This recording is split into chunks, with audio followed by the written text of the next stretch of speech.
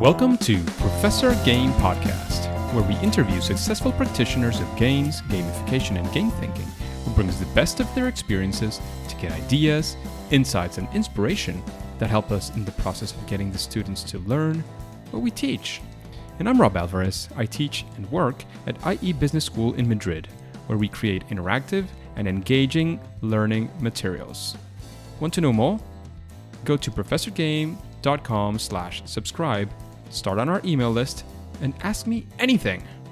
Engagers, welcome back to another episode of the Professor Game podcast. As you know, we have awesome guests every single week. And today we are with Jaxton. But Jaxton, before we get started, are you prepared to engage? Yeah, man. Hey, Rob.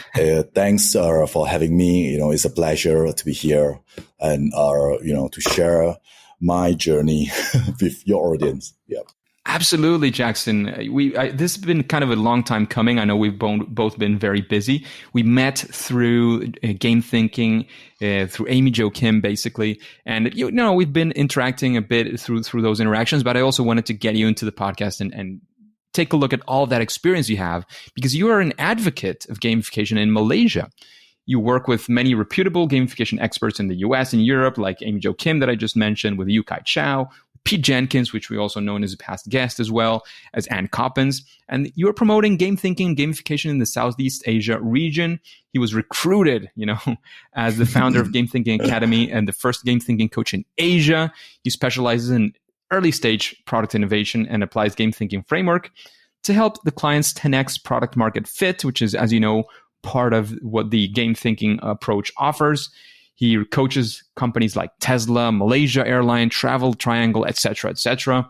He also produces 2 annual conferences, the Game Thinking Asia and the Talent Ecosystem Conference, to further promote innovation in HR and customer experience, of course, with game thinking and gamification in the Southeast Asia region. And he is familiar with and has used the Stanford Design School design thinking method in gamification projects. So quite a few things that we can get into today, Jaxton. Is there anything that we missed from that intro? No, I think you cover all of the things that I about my experience. Yeah, it's a really good intro and it's very comprehensive, I would say. Absolutely. Yeah. So Jaxton, we always like to understand our guests a little bit before we get started. So what does typically, what does being Jaxton in a day like today look like? What are the things that you're doing in a daily or weekly fashion? Oh, yeah. So currently, I'm actually taking the role as a business development in my organization, but that is not the only role that I'm playing. So beside actually business developments, that I do a lot of pitching, through the meetings. And I also support our consulting teams as a subject matter expert that is related to gamification projects. And at the same time, I also get myself involved in some product development on the game-based solution. So basically, my day-to-day is really a lot of meeting, and especially right now when we are doing a lot through virtual. Yeah, so it's really a bit like, tie up with all the meetings in the day. Yeah, so I would say my day-to-day is really a lot of meeting and full of the calendar at this time. Lots of stuff going on. Yeah. Very diverse. So I would say also it sounds like it's also very exciting as well, because you have many things you can vary from one to another. Yeah. It also poses, I'm sure, some challenges to your focus and concentration, having so many things pulling at you. But it does sound very exciting. And talking about different things and challenges, we always like to start strong with these kinds of questions, because we would like to know of a time, Jaxton, when you were, going for something big, something interesting, and, you set your course, you went in that direction, and you had what we like to call your first attempt in learning or fail moment or failure. We'd like to know maybe what you would call your favorite failure, one where you learned a lot, you had, an interesting experience, and something we can, of course, learn together with you. We want to be there in that story, and we want to learn and see how you got out of it. Yeah, this is interesting. We talk about failure, right? So, of course, when, we both are game thinking coaches, and we know actually failure, it means actually we learn something actually through the process, right? So, I think my favorite failure, I'm not sure about others, but actually when I started this gamifications journey, like 6-7 years ago, I think I was really obsessed with some of these game mechanics, like those obvious game mechanics like leaderboard, badges, points, at the very beginning stage.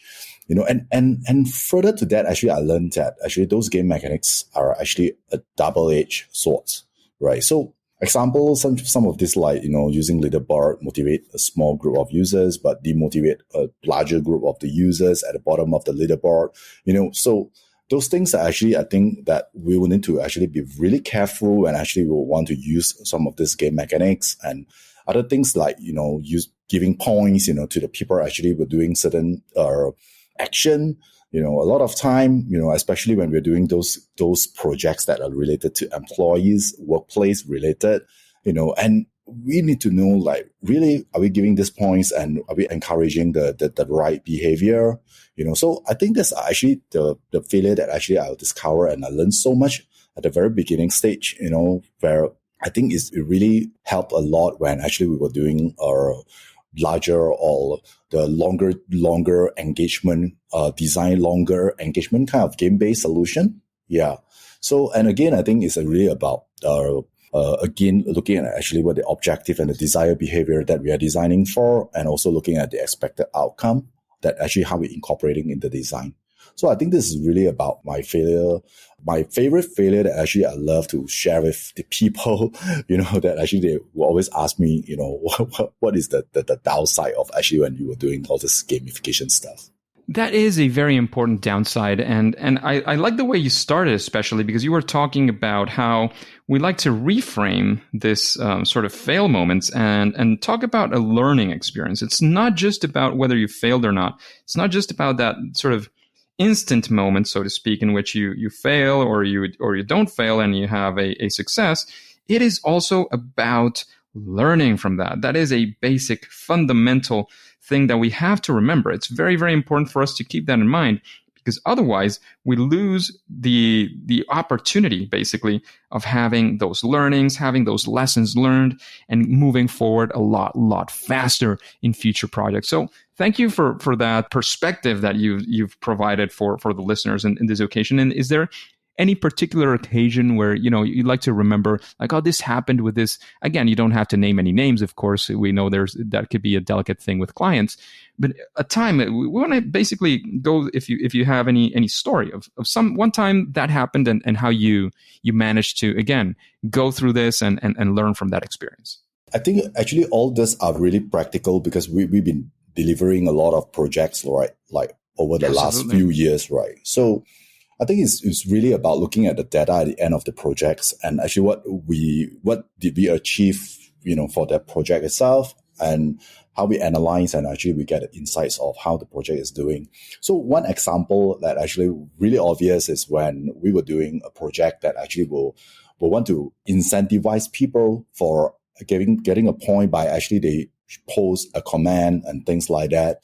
That was quite an early stage, right? So we know actually people love points, and then they would like to see their points actually like rising up, in the leaderboard and be at the top of the leaderboard, So, but the thing is actually that time, what we didn't learn or what we didn't know while actually we were implementing the project is that design actually encouraged bad behavior of it. Actually, people would just simply post just what to get point. At the end, we actually got a lot of like junk, the comments, and things like that, So that from that project, when we actually analyze, we're looking at, so this is actually how people actually will do a point farming when actually they will want to just get a point. And at the end, I think we didn't really get the right behavior or the behavior the desired behavior that actually we want, which is actually people are openly actually sharing the comments are really constructive and really actually bring up the conversation, but instead there's a lot of like, simply post and, just to actually get point, so that was actually one very, very obvious incident that actually what we did wrong, and further to that, actually, we were very careful and actually designing actually what are the actions that actually we want only to actually give people points, but not for every actions that actually people do. Yeah. So I think that's one of the things that actually I learned. And I think I really appreciate the opportunity that actually I learned this really at a very early stage during that time, so that, we avoid a lot of this kind of situation happens again, right? Absolutely. It's very important to learn from these as you were mentioning, because it's all about what is really the desired behavior. Because sometimes, and I'd like to think about it as I mentioned it as the 5 whys. You've probably heard about this technique before. Oh, you want people to comment more, but why do you want them to comment more? What is it that you want them to comment on? If it's literally just comment, people can type a period and type send, and that is a comment. Are you interested in that? So sort of going deeper is one of the things that I think I would take from that story as well. Fantastic story, very clear, very obvious. And I think it's one of those examples of times where we learn from these things. And again, failure, as we mentioned at the start, is not fatal. It's not final, usually, at least. And we can recover from it. We can learn from it, and we can do a lot better in the future occasions. So thank you very much for that, sincere story, Jaxton. I think it was very, very practical and very useful for the engagers, for the listeners. And of course, we don't like to go just for failure. We don't have an obsession with failure only. We also like to know about success. So is there a story that you can tell, one of those proud moments, one of those things you said, well, I'm going to get into this project, and after the first or the second or the nth attempt, you actually got to the objective you wanted. And we would like to sort of be there with you and learn from maybe some things that you might call the key lessons you got from that experience, one of the key success factors as well. Yeah, so I think there are some very complex projects actually we would deliver. We were delivering to the client, such as like projects that cross countries with thousands of users and a different culture, designing the kind of project and also looking into the project duration. A lot of time, I think actually the challenge or the effort that actually we need to put a lot more when it comes to game-based solution or human motivations is really depends on the duration of the user journey. What is the journey like, right? So when I think there's some of the projects that actually I'm really happy with the result is actually some of the projects that is really an infinite journey, which is actually there's no end to the journey that actually, example, employee engagement projects that we deliver to the client. Employee engagement projects, you don't set an end of the time that, oh yeah, that's enough. My employee, they don't need to be engaged anymore. So we want to end a project. It's ongoing. And, when we are designing this project, it's kind of challenge because the simple motivation will not actually last very long, when it comes to like, oh yeah, you're just giving some new contents, you are just putting some new ideas, to actually motivate people with, especially those simple game mechanics like, badges, leaderboard and things like that. So we went in really deep, like, what we would normally do, using the game thinking framework, understand the users, so we figure it out like, the client wants to do employee engagement. We define what employee engagement means to them. So we talk about collaboration. We get into actually design, like actually asking the people, get them to actually share with us how this collaboration means to them. So we did really good job in like user research and further actually to design the project. And we actually design something which is actually not so obvious, those game mechanics, but instead actually really focusing on do the job for the people, that actually people are using the system, that actually how they can do better at the job, So I think that things that actually we figure it out like over a 3 to 4 months design journey, and then we launch the projects. That is a very rewarding experience. I would say, that we were able to actually nail down and, to really understand the users and really design something for the users. And then the project is actually ongoing, that actually they're still using the things that actually we designed for them. In fact, actually they continue like, on the second year renew. So this is one of the success story, but it's really about understanding the users and actually design what they want. Yeah. So we were using the framework that you're very familiar with the framework as well, like, the game thinking process. Absolutely. And again, for maybe a key lesson, a success from this, because it sounds like you went very, very deep. Would you say that it was, using game thinking further the mechanics? Is there maybe, again, in 2 or 3 phrases, what would you say would be some of those elements that you would say, oh, this was definitely something that helped us reach this level of success? So I think the things that actually what we would do right, we did right in that project is, I think we got the right people actually when we were doing the interview.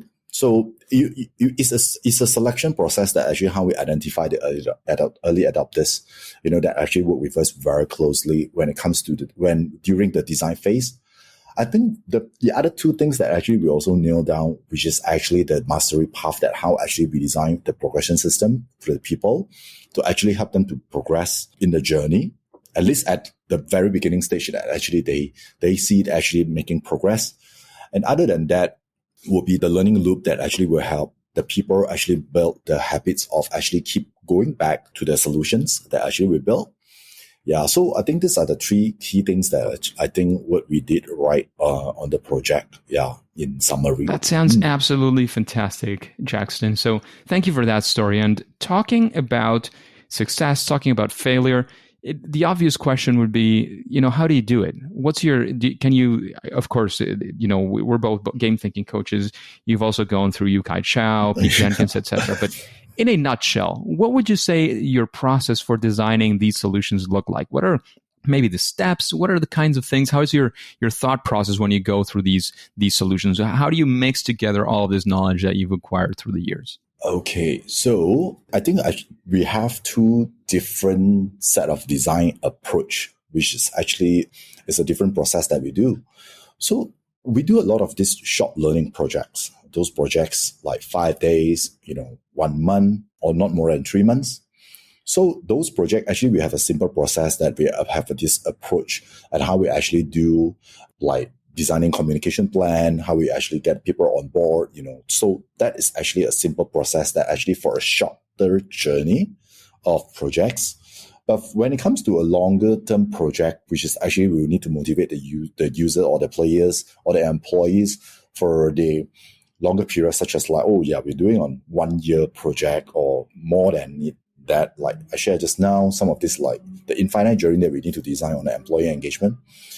We will have to use framework like game thinking, putting in the user research bit, so it's kind of like a 3 months kind of process minimum, identify the right people that we talk to the right people. And then after that, we will need to look at actually the jobs to be done, the job story. And then after that, we would look at actually what we could design at the very beginning stage. And looking at the areas like, like you shared just now, which is actually how we create a progression system, like the mastery path, and what experience that actually people are going through in each milestone. Example, we will look at the people during the discovery phase. How do they actually discover that this solution and how the solution is right for them? And also, of course, onboard them, how to actually get them to see the values of the solution at the really beginning stage when they actually start using it, what needs to be happen. And of course, the very important part is really about the habit building bit, which is looking at the loop that actually we will design for the users, the reason that actually they should always come back, like at least every day or the alternate day, they stay like, connecting with the people, they actually find values, building the habit. And of course, the last is actually the mastery, that being actually the promoter to promote our solution to the people that actually are not on board yet. Because when we actually do this kind of like employee onboarding, employee related projects, like workplace related projects, it's not as easy as, because, a lot of time you have actually users that actually, they're just not interested, or probably let's say we use that, like the diffusion of innovation theory, the people maybe actually falls under the early majority or the late majority, or probably they are lagger. They will actually wait and see what is this solution. They need social proof, to actually get to, then only they will think that I want to onboard, to this solution. So when we are designing this and we are seeing actually people are actually influencing others to actually join the solutions or to start using the solutions that we built for them.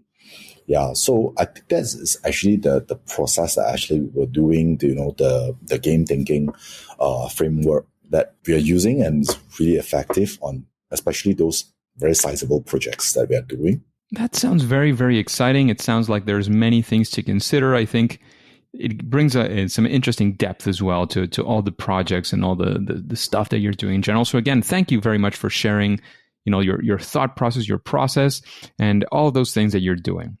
Just a quick break before we continue.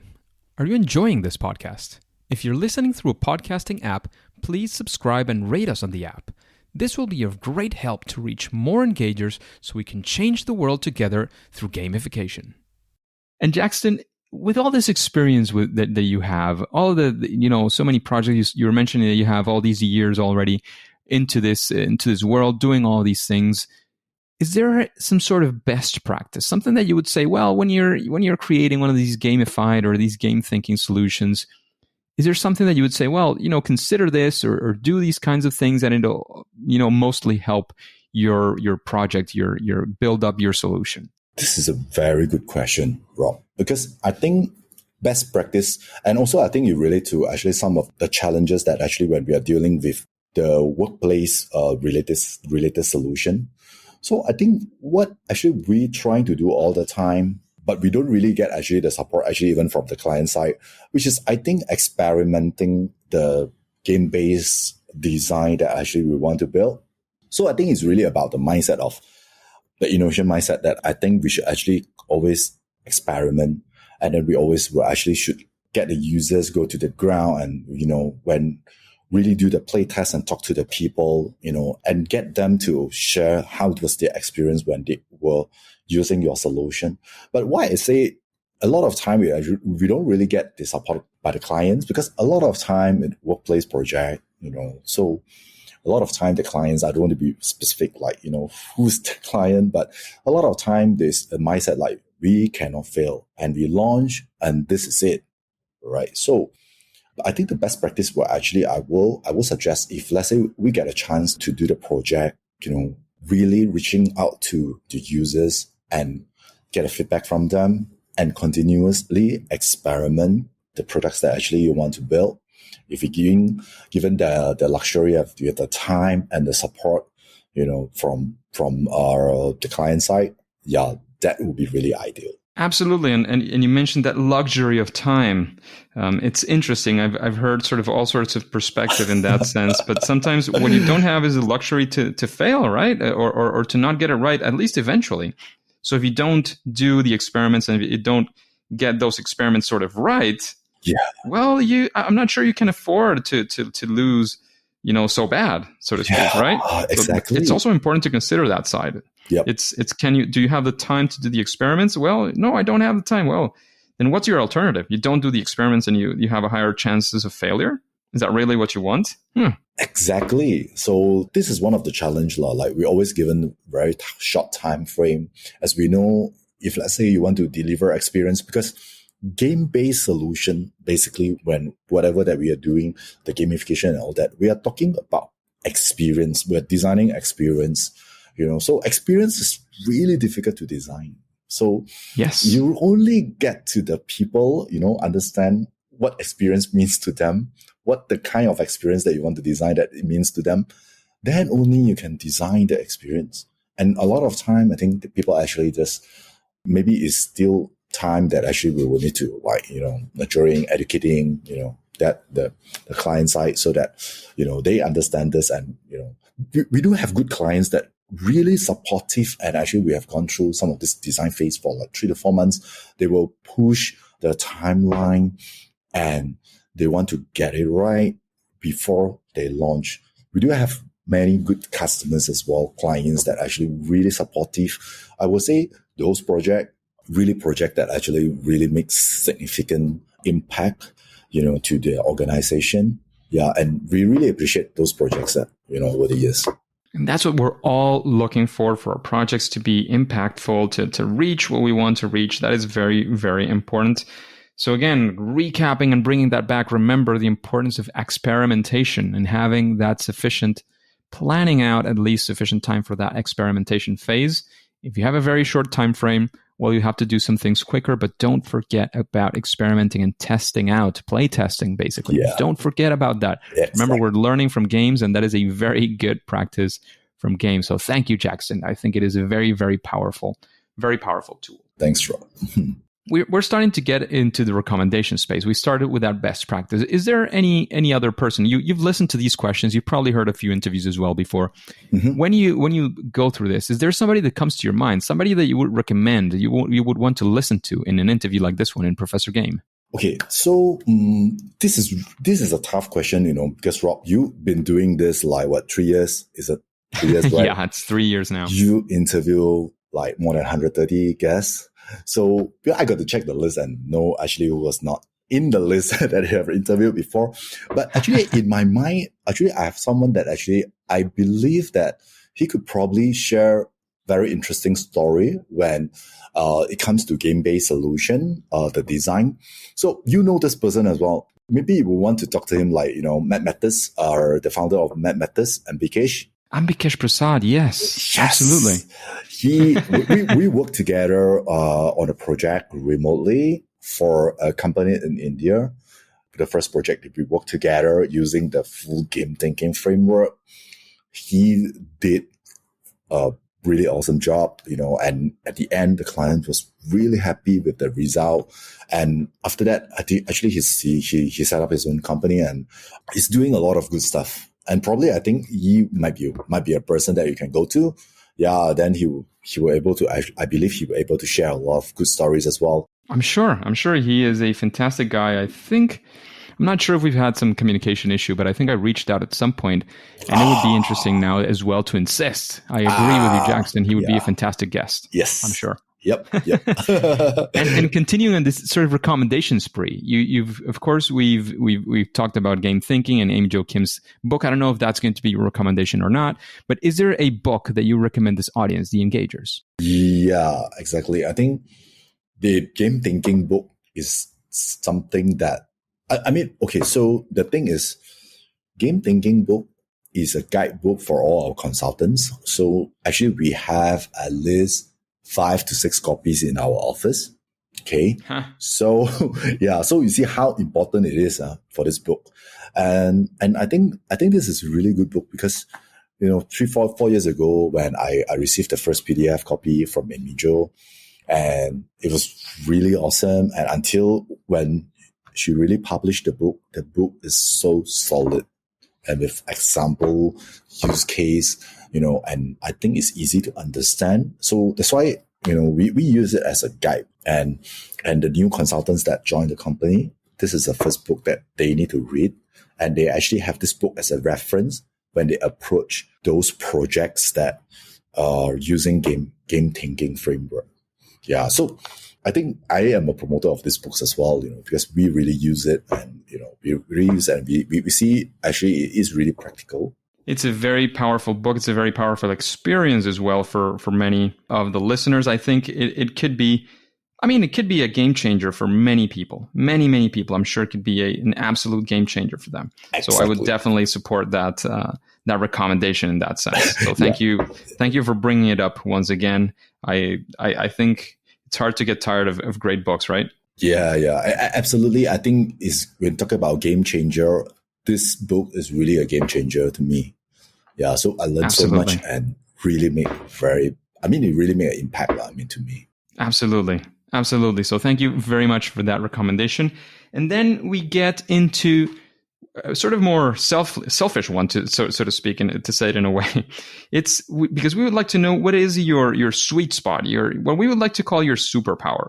That one thing, or maybe even two, that you feel you do better, at least than most other people. Don't have to be just the only one in the world who has it. Somebody said, but there's other people who do the same thing, and I say, yeah, well, Iron Man is not the only one who can fly, right? There's other superheroes who can fly. So you can be a superhero with other friends. Yeah. Okay. So if you talk about superpower that I have, okay, I think maybe it's not really a skill, but I think it's really about the mindset. I think curiosity is my superpower, maybe. So I think when it comes to learning, that it requires a lot of curiosity. So you're curious about everything that you want to learn. Especially, I'm curious about the users, I'm curious about their experience, I'm curious about how actually they are going to use the solution that I designed. Yeah, so I think curiosity is actually my superpowers that probably, that actually I really apply a lot, that is always curious and is always learning, that I think it helps me to make a better progress, in terms of my career and in terms of what I do or what I'm passionate about. Absolutely. Absolutely. I'm sure it absolutely does. And we get to a very difficult question. Many guests say that this is the most difficult question in the podcast. And it's, okay. What would you say, Jaxton, is your favorite game? Oh, okay. Okay, so I love video game a lot. Okay, so if you ask my favorite video game, then okay, so I can think of like Far Cry, Watch Dogs, Assassin's Creed. In a nutshell, I'm a big fan of Ubisoft Studio.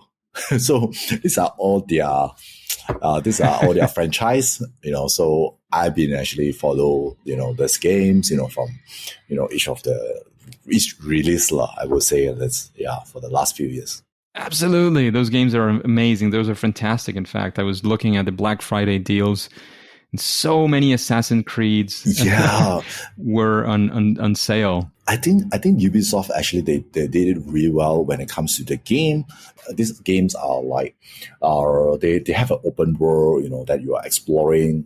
There's a lot of like unpredictability. And I think what actually we learned, I really learned a lot, and I think actually they did really well is the progression system, the skill sets, like, the skill trees, the people actually make progress, from the game, they get better from the beginning, and then actually when they are actually skilled, they're able to acquire the new skill, and then they get better, and they get better and better, that actually the level up, it means a lot to them, and I think the progression system is something that is really good. Actually, they design, the skill tree, things like that. Absolutely. Absolutely. Yeah. I absolutely love it. The one that I've played the most is Black Flag. It was the first one I had for sure. I played it for quite a while. It's amazing how you can do like so many things and walk around and do this and choose to go here, choose to go there. Yeah. I think that is absolutely fantastic, and how you progress, as you were saying. Yes, exactly. So Jaxton, thank you very much for being with us today. If you want to have any sort of final piece of advice, of course, we want to make sure that our audience can connect with you, know more about Jaxton, about your company as well. So leave us any hints to where we can find you before we say, of course, that it's a game over. So to me, I think I always believe that actually listening to the users, that's always very important, especially at the early stage of the development for your game-based solution. And it's important to talk to people. But I think a lot of time that actually we do not know who is the right people that we should talk to, because when you're actually developing something new, you get a lot of noise. That people actually like, they give you ideas, they give you suggestions, so it is important actually to listen to the people, and it's important to listen to the right people. Yeah, so I think the very important is really looking at the early adopters. So I would still think that actually if you could actually check out the book by Amy Jo, the Game Thinking, learn the piece on how actually you do a selection when you really want to talk to the people, and make sure you talk to the right people. That actually saves you a lot of time when you were designing your game-based solution or whatever product that you want to do.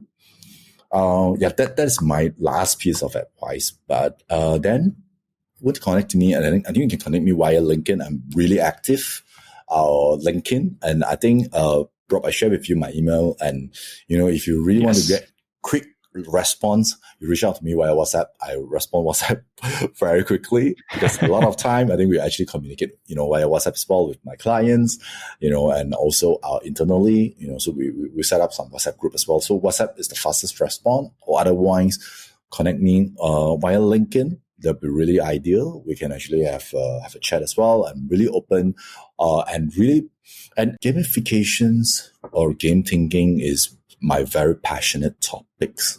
It's very close to my heart. So I'm happy to support if anyone that actually want to find out more about this framework. You can always reach out to me, and we can have a virtual coffee session. I think right now actually we all do virtual coffee sessions and all that. Yeah, so I'm happy to actually to to have a virtual coffee session as well. If you have any questions, pertaining to this framework, or the game-based solution that you want to design.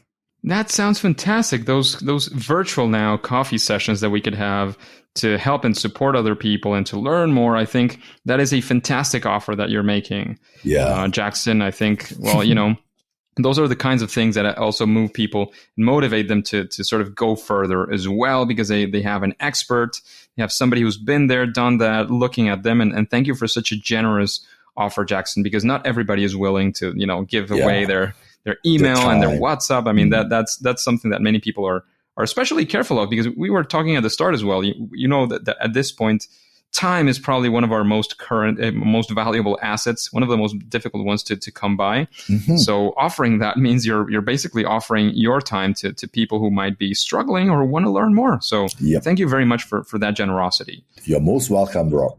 So Jaxton, thank you again very much for being with us today, for sharing all of that knowledge, all of that passion that you have for this topic, for game thinking, for gamification, doing things the right way. However, at least for now and for today, it is time to say that it's game over. Hey, Engagers, thank you for listening to Professor Game Podcast. If you want more interviews with incredible guests like Jaxton, then go to professorgame.com/subscribe and get started on our email list. That way, we will be in direct contact. You will be the first to know of any opportunities that Professor Game might have for you. And before you go on to your next mission, before you click continue, remember to subscribe if you haven't, using your favorite podcast app, and listen to the next episode of Professor Game. See you there.